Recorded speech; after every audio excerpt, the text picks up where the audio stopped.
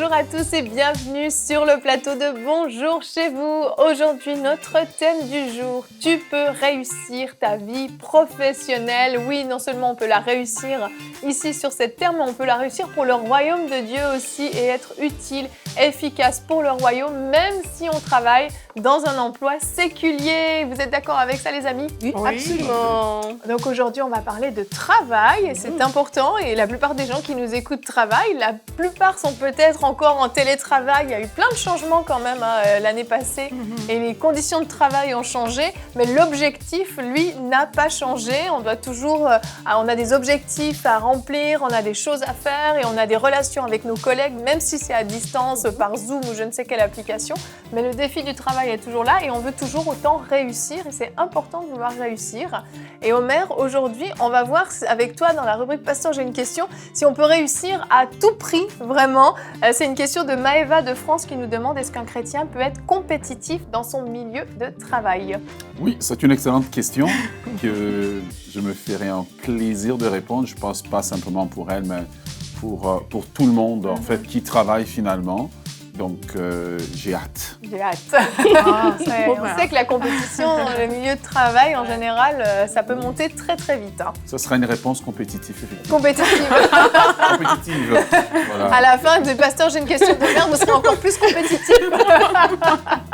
Et Nadine, aujourd'hui, dans la rubrique Culture et Médias, de quoi vas-tu nous parler? Aujourd'hui, on va voir un Zoom, une invitée qui va nous rejoindre tout à l'heure, Anne-Marie Husson, je vais bien le dire. Elle est fondatrice et responsable du réseau professionnel chrétien C'est Proactif. C'est une plateforme en fait d'encouragement et de formation pour tous les chrétiens dans le milieu du travail. Pour refléter la gloire de Dieu. Super, super. Encore une belle découverte aujourd'hui. Tu es pleine de ressources, Nadine. Tu as toujours des nouvelles choses à nous faire découvrir. On commence donc tout de suite cette émission avec toi, Aurélie, dans la pensée du jour.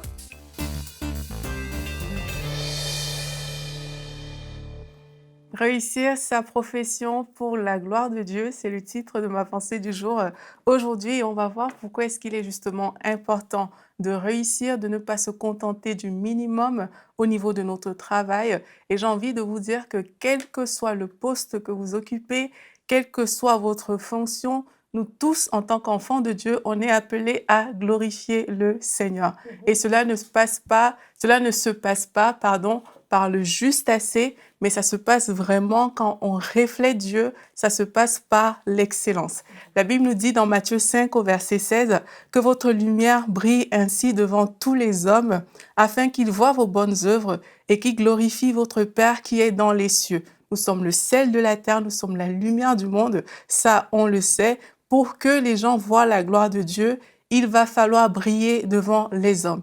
Et ces hommes, on les trouve où? On les trouve aussi dans notre milieu professionnel. On est appelé à passer de longues heures pour beaucoup au travail. Donc, c'est une bonne occasion vraiment de briller.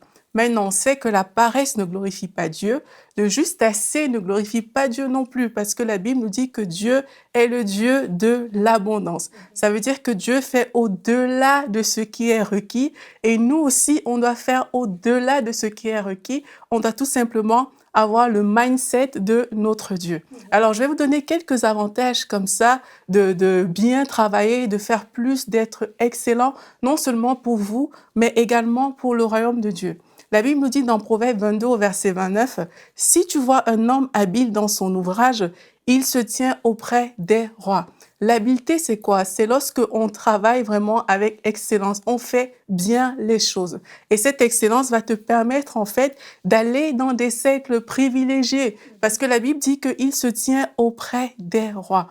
Et alors que tu vas dans ces cercles, tu vas pouvoir donner aussi, apporter ta part en tant que chrétien dans ces cercles. Les rois, c'est des personnes qui décident et ta voix sera entendue. Si Joseph ne faisait pas bien son travail, on l'aurait viré. Mais Dieu a permis qu'il soit auprès de Pharaon, mais il était excellent dans ce qu'il faisait. Et là, il a pu permettre même au peuple d'Israël de réaliser finalement le plan de Dieu. Donc ça, c'est vraiment un point super important. La Bible nous dit également dans Romains 8 que la création a été soumise à la vanité et attend la révélation des fils de Dieu. Ça veut dire que le domaine dans lequel tu travailles a été soumis à la vanité. Mais ta façon de travailler peut révéler un fils qui change en fait ce domaine-là. Peut-être vous travaillez dans un secteur qui est hautement corrompu, mais alors que toi tu travailles, il faut qu'on voit un fils de Dieu, il faut qu'on voit quelqu'un qui apporte une réponse à ce problème de la création. Il y a encore beaucoup de points que je peux aborder avec vous, beaucoup d'avantages, mais on va voir ça tout de suite dans la suite de l'émission. Ça, c'est Aurélie qui a prévu une pensée bien trop longue. Mais tu auras la parole pour continuer parce qu'on a envie de savoir la suite de ces avantages. On va regarder notre verset du jour tout de suite pour commencer. 1 Thessaloniciens 4 au verset 10 et 11. Mais nous vous exhortons, frères, à mettre votre honneur à vivre tranquille, à vous occuper de vos propres affaires et à travailler de vos mains comme nous vous l'avons recommandé. Et je pense que vivre tranquille et s'occuper de ses propres affaires dans le milieu de travail aussi, ça peut être aussi une très bonne idée. C'est dans la vie en général, mais dans le milieu de travail aussi. Mais on voit que l'exhortation que Paul faisait, c'était de dire je vous exhorte à travailler, à aller à travailler. Travailler, le travail est une bénédiction, c'est un cadeau que Dieu nous fait. Et oui, c'est une charge, on n'en a pas toujours envie, on ne fait pas toujours peut-être le métier qu'on avait rêvé de faire, qui nous procure à chaque fois tellement de joie, des challenges et tout. Il y a des journées qui sont monotones, il y a peut-être des journées où au contraire on a des défis qui nous paraissent insurmontables, mais ça ne change pas que notre attitude, la manière dont on va briller sur notre milieu de travail, de par notre réussite, de par notre attitude, de par notre bonne humeur, notre gentillesse, notre écoute vis-à-vis des autres, notre professionnalisme et notre excellence aussi, va faire toute la différence parce que oui, on est appelé à être des lumières partout où on est et même sur notre milieu de travail finalement. Absolument. Et j'aime bien ce verset comme il dit comme on vous l'a recommandé de travailler et le thème tu peux réussir ta vie professionnelle. Je crois comme c'est Aurélie, je crois qu'il a dit dans sa pensée et toi aussi Lynn, c'est que le travail est une bénédiction. Et pour la plupart des chrétiens, il y a encore cette pensée que le travail c'est comme ce qui m'occupe du lundi au vendredi, je dois vivre juste pour le week-end ou juste pour mes soirées, mais non. Le travail est aussi un ministère, en fait. C'est aussi un endroit dans lequel nous devons briller. Que ce soit dans un travail que nous faisons comme un métier ou vraiment quelque chose dans lequel on a étudié vraiment une passion ou une expertise que nous avons, de ne pas juste le faire minimalement, comme Aurélie l'a dit, mais d'y réussir de la manière de Dieu, en fait. Omar va peut-être en parler dans sa réponse tout à l'heure, mais c'est vraiment d'avoir juste ce mindset que le travail est une bonne chose, ce mindset que je peux réussir. Et comme elle a dit dans ce proverbe, c'est que lorsque je réussis, c'est qu'il y a quelque chose de tellement glorieux qui vient après et qui ne s'arrête pas juste à moi, à mon compte en banque. C'est le royaume de Dieu qui va de l'avant. C'est le message de l'évangile qui est communiqué parce que je suis dans des endroits, peut-être un poste décisif. Je suis dans des sphères que peut-être monsieur, madame, tout le monde n'ont pas accès. Donc, dans le travail que Dieu m'a donné, parce que c'est une bénédiction, tant que je vais y prendre plaisir, je vais le traiter comme une bénédiction. Donc, je vais l'honorer, le chérir. Du coup, la réussite qui va venir après va vraiment être non seulement pour moi, mais ça va être vraiment un plus pour le royaume de Dieu. Tout à fait. Dans 1 Thessaloniciens, l'une des problématiques que l'apôtre Paul traite justement, c'est le problème de la paresse. Et il traite ce problème pourquoi? Parce que beaucoup de gens de l'époque, ils se disaient, on attend Jésus.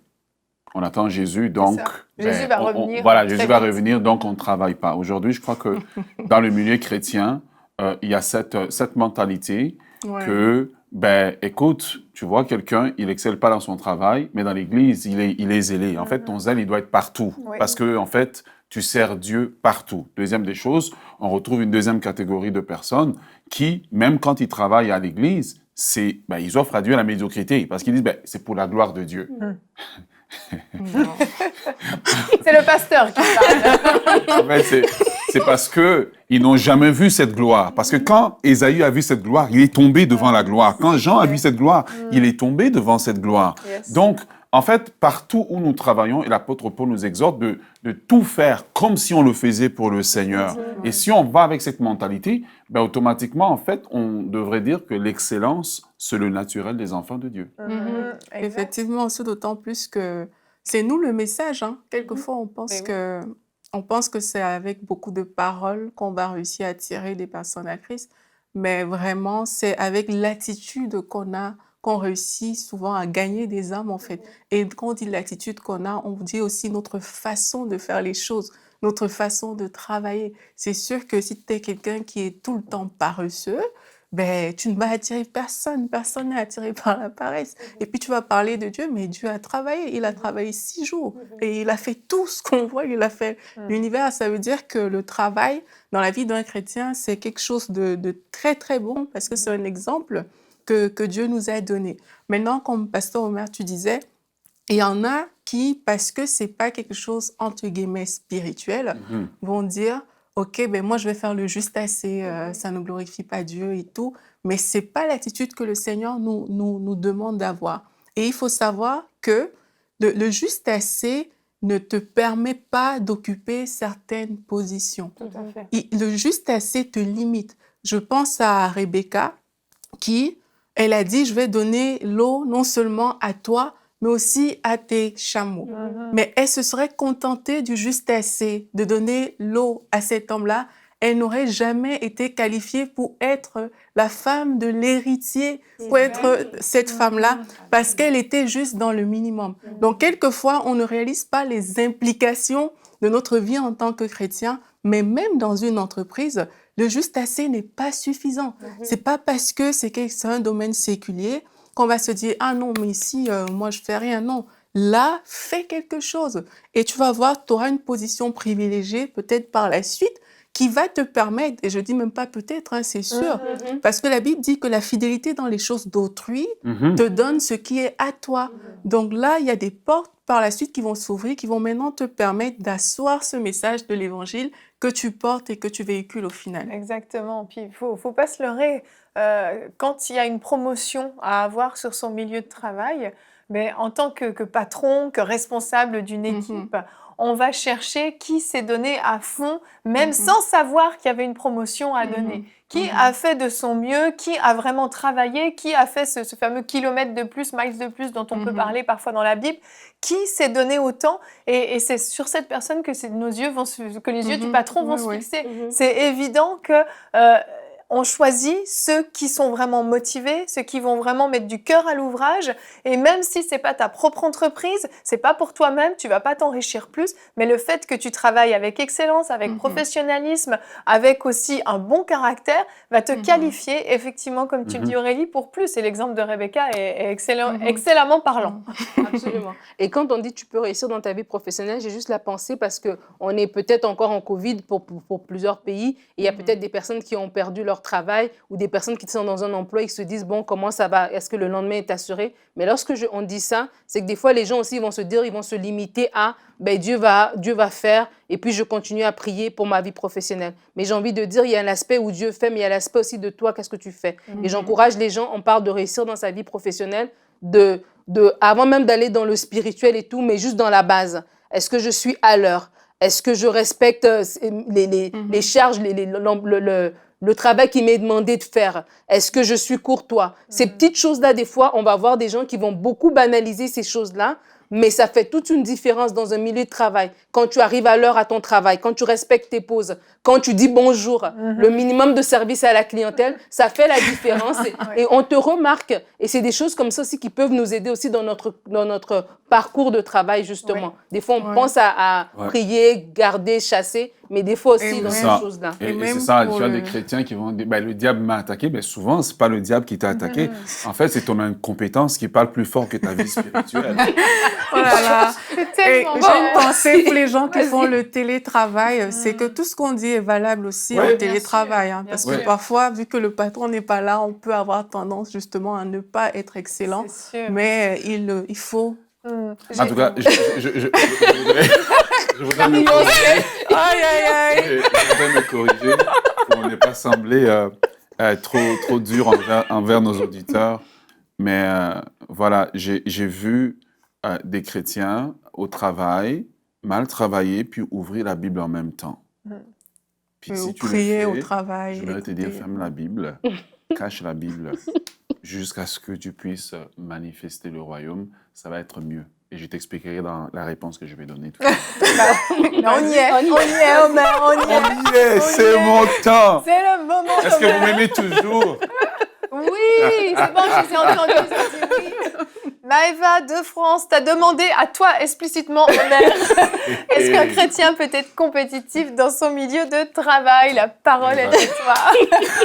Bon, alors Maëva, c'est une excellente question de la compétence au travail. Je vais d'abord commencer par définir. Avant de répondre à cette question, j'ai vraiment mis mon cœur devant Dieu pour m'assurer que la réponse sera apportée de façon équilibrée pour pouvoir nous aider.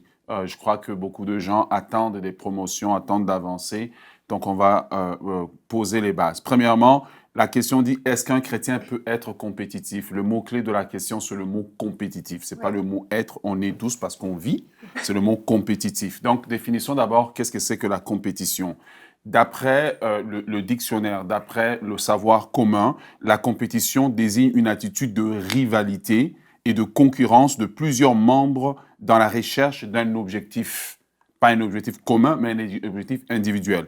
Donc, on parle ici dans une compétition, c'est quasiment que tous les coups, dans les règles évidemment de l'art, sont permis pour pouvoir obtenir ce que je veux. Selon le monde, il faut écraser, il faut humilier, il faut parler derrière, il faut casser quelqu'un pour pouvoir avancer. En tant que chrétien, ce n'est pas le modèle que Dieu nous demande d'exprimer. Ouais. Maintenant, prenons le modèle de Dieu. Et ce que vous devez appliquer, c'est le modèle de Dieu. Et je réponds à votre question. D'après Dieu, être compétitif, il s'agit de démontrer l'excellence divine. Il s'agit de mettre au service de notre employeur toutes nos compétences avec excellence, respect, honnêteté et humilité. Afin qu'en voyant l'excellence de l'œuvre que nous, de notre travail, en fait, qu'il y ait un puissant message qui est passé, comme dans le cas de Daniel.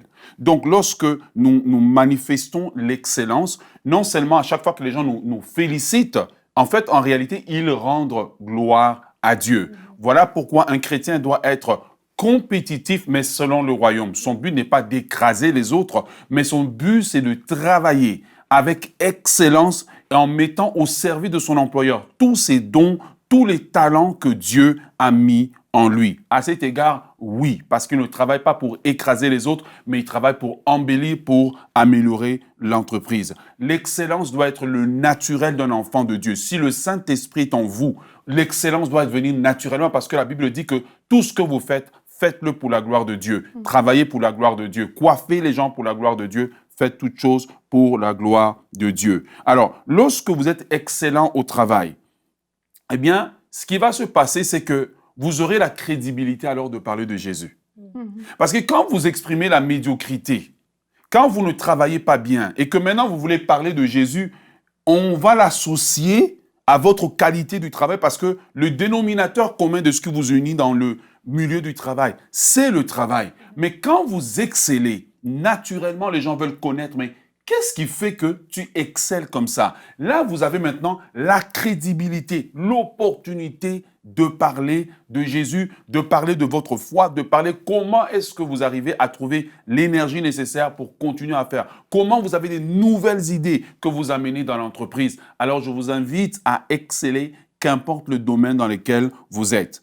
En citant quelques exemples, Joseph, sa vie a été d'excellence en excellence. Il a excellé chez Potiphar dans des conditions très difficiles. Même quand il y a eu l'injustice qu'on l'a jeté en prison, on pensait qu'en prison, il n'allait pas exceller. Il s'est distingué en prison. Tu peux te distinguer là où tu es. Il est arrivé chez Pharaon, il s'est distingué au point où il a tenu le même poste. En étant étranger dans ce pays-là, en étant un homme qui n'avait pas de crédibilité au départ, il a tenu ce poste jusqu'à la fin de ses jours parce qu'il était crédible, parce qu'il était excellent dans ce qu'il faisait. On parle de, Daniel. Daniel était excellent et il a tenu sous 3 gouvernements. L'excellence est possible. L'excellence permet aux gens qui ne connaissent pas Dieu de rendre gloire à Dieu. C'est ce qu'on voit dans le livre de Daniel, que les rois ont toujours béni Dieu. Pourquoi? Parce qu'ils ont vu l'excellence. Quand on excelle, c'est là que Dieu peut nous donner l'intelligence surnaturelle. Mais vous devez avoir le désir d'exceller. Amen, amen. Merci beaucoup, Omer. Je vous fais un tout petit témoignage d'un frère qui m'a raconté une histoire, c'est très rapide. il a perdu son emploi en fait et il a trouvé ça très très injuste parce qu'il s'est toujours donné à fond pour son entreprise, toujours à aider ses collègues, à rendre des services, à pas compter ses heures et au moment du confinement, tout ça, il a perdu son emploi et il avait un fort sentiment d'injustice et en fait, un mois plus tard, un de ses collègues a eu une promotion, lui a confié un gros projet sur lequel il devait travailler et il a dit « je ne prendrai ce projet que si je peux récupérer cet employé-là. » Il a toujours été fidèle, il a toujours été là pour m'aider quand j'en avais besoin. Et en fait, il a pu récupérer son emploi avec même de meilleurs avantages parce qu'il avait toujours eu la bonne attitude. Et j'ai pensé à lui. Je pense que ça peut peut-être encourager quelqu'un à la maison. Merci Omer pour cette excellente réponse. Tac, tac, tac, droit dans le but. Si vous avez des questions, vous pouvez nous écrire à l'adresse pasteur.j'ai-une-question@emcitv.com et nous allons enchaîner pour découvrir ce très beau portail, je pense, je ne sais pas si c'est le bon mot que j'utilise, réseau, c'est proactif dans la rubrique Culture et Médias.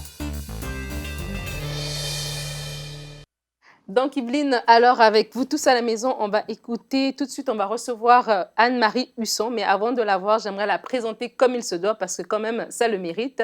Elle est fondatrice et responsable du réseau professionnel chrétien C'est Proactif. Elle est déléguée française au Forum mondial du travail de Comité de Lausanne. Après 22 ans de ministère d'évangélisation et de formation de disciples au sein d'AKP France, le Seigneur l'a conduit à rejoindre la vie professionnelle comme chef de projet e-learning au service des responsables de formation et entreprises. Et beaucoup plus tard, après ça, elle est aujourd'hui consultante indépendante en stratégie et innovation de la formation professionnelle parce qu'elle a eu cette vision de C'est Proactif. Donc, on reçoit Anne-Marie Husson. Bonjour Anne-Marie. Waouh! Quelle présentation! Bonjour! Quelle présentation! Très belle présentation pour une grande dame qui vient nous parler de C'est Proactif. Alors, on est tous curieux. Qu'est-ce que c'est Proactif? Écoutez, je viens de vous écouter et franchement, je peux signer des deux mains, des deux pieds, tout ce que vous avez dit. Amen. Et C'est Proactif, ça existe parce que c'est le type de service et de réseau que moi, j'aurais aimé trouver pendant ma vie professionnelle. Parce que quand on est un chrétien dans les églises, alors je suis française, mais quand on est un chrétien dans nos églises, c'est très difficile de trouver sa place en tant que chrétien dans le monde professionnel, pour toutes les raisons que vous avez dites. Parce que naturellement, on est attiré vers un ministère à l'intérieur de l'église et le temps au travail est minimisé, il n'est pas valorisé, il n'est pas vu comme un ministère, un endroit où on peut vraiment servir le Seigneur. Et c'est donc très difficile de trouver son identité en tant que chrétien, envoyé par son Église, envoyé par le Seigneur dans le monde professionnel. Et déjà, ça, c'est vraiment important. Et puis après, il y a toutes les choses trappes de la vie professionnelle, parce que la vie professionnelle, c'est pas une vie toujours facile. Il y a beaucoup de difficultés, de possibilités de compromission, de discernement à avoir, etc. Et en fait, en tant que chrétien, comme le monde du travail est généralement très peu considéré à l'intérieur des églises, eh bien, les chrétiens ne sont pas équipés, pas préparés pour faire face à ces défis et à ce discernement dont ils ont besoin. Donc, C'est Proactif existe vraiment pour le baseline de C'est Proactif. Si vous regardez le logo, c'est glorifier Dieu par son travail. Et avec cette double dimension que mon travail est un ministère que je peux exercer pour la gloire de Dieu. Et mon travail n'est pas juste un lieu où je peux témoigner de l'évangile. Il a du sens aussi pour Dieu par ce que je fais. Tout à l'heure, il a été donné l'exemple de Daniel, l'exemple de Joseph. Il y a encore l'exemple de Néhémie dans la Bible qui sont vraiment très parlants. Ce sont ni des prophètes, ni des prêtres, ni des pasteurs. Ils n'ont pas un ministère spirituel. Ce sont des ouvriers, des travailleurs, des gouverneurs, des administrateurs, des bâtisseurs de murailles pour Néhémie. Mais ils ont servi Dieu à travers un ministère parce que leur travail est l'endroit où Dieu les place pour bénir la société. Donc, le travail fait sens pour Dieu. D'accord. Et donc, cette plateforme, elle est pour les chrétiens, c'est ça? Alors, cette plateforme, elle est pour tous ceux qui veulent faire de leur vie professionnelle un ministère pour le Seigneur et qui veulent entrer dans cette dimension. Une autre façon de dire, c'est d'entrer dans le projet de Dieu pour ma vie professionnelle. Parfait. Le Seigneur nous veut tous à son service. On est tous à son service. Certains dans un ministère à plein temps dans l'Église et d'autres dans d'autres endroits. D'accord. Et c'est clair que notre vie professionnelle, c'est une façon de servir Dieu. Et donc l'idée, c'est vraiment de pouvoir leur dire non, vous ne perdez pas votre temps quand vous êtes au travail, vous servez le Seigneur à 100%, vous êtes là où Dieu veut que vous soyez. Super. Et donc c'est proactif pour les chrétiens, je dirais que premièrement, c'est prendre soin des chrétiens dans leurs problématiques de chrétiens au travail. Parce que c'est vrai qu'il y en a beaucoup, et très souvent, on ne sait pas lire, par exemple, la Bible ou tirer des enseignements. Vous l'avez beaucoup fait aujourd'hui.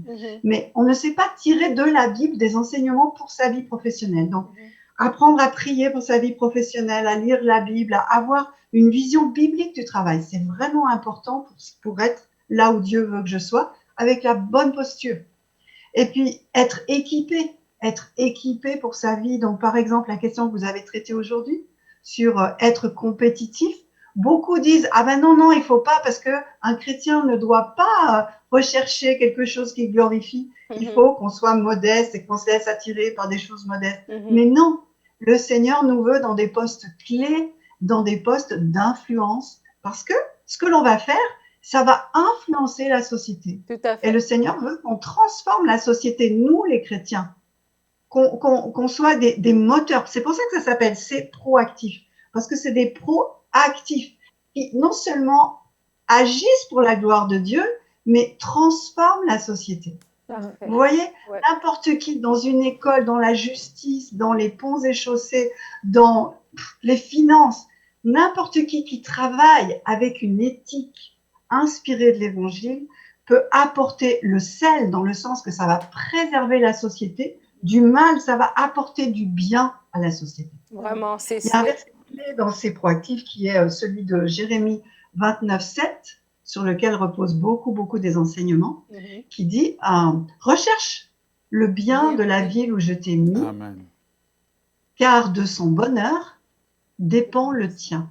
Amen. Merci Et beaucoup, nous, Anne-Marie. Vraiment, c'est Ouais, nous, une très belle plateforme. C'est proactif, c'est c-proactif.org pour avoir plus d'informations, c'est ça? c'est ça. Vraiment. Allez sur le site, il y a Oui. plein de services pour vous. Venez voir et prenez contact. Faites clic contact et dites-nous ce que vous voulez. On vous répondra. Merveilleux, merci beaucoup. Vraiment, je sens la passion lorsque vous parlez. On sent le zèle, on sent le désir de ce ministère que Dieu a mis dans votre cœur. Et vraiment, c'est très bien d'offrir ça aux chrétiens. Vous avez raison, les chrétiens en ont besoin. Merci beaucoup d'être venu sur le plateau. Merci à vous pour votre accueil. C'était super d'être avec vous. À bientôt. À bientôt. Merci beaucoup Nadine, merci à notre invité aussi. Plein de plateformes super intéressantes et on voit qu'on a des endroits où on peut être épaulé, on peut être équipé, on peut être soutenu et on sait qu'être chrétien dans un milieu séculier, c'est pas toujours facile au niveau du travail. Donc une belle plateforme qu'on vous invite donc à découvrir et nous allons nous retrouver demain. Nous allons avoir pour thème est-ce que Jésus-Christ est le Seigneur de ta vie? Et de prime abord, tout le monde a envie de dire ben oui, bien sûr. Eh bien, on va voir ce que ça signifie vraiment que Jésus soit le Seigneur de notre vie. Et nous aurons la rubrique C'est mon histoire d'Emmanuel qui va nous raconter comment elle est rentrée dans sa destinée. Elle s'est entièrement donnée à Dieu et elle a appris la différence. Justement, est-ce que Jésus était vraiment le Seigneur de sa vie ou non? On découvre tout ça demain. Merci de nous avoir suivis et bonjour chez vous.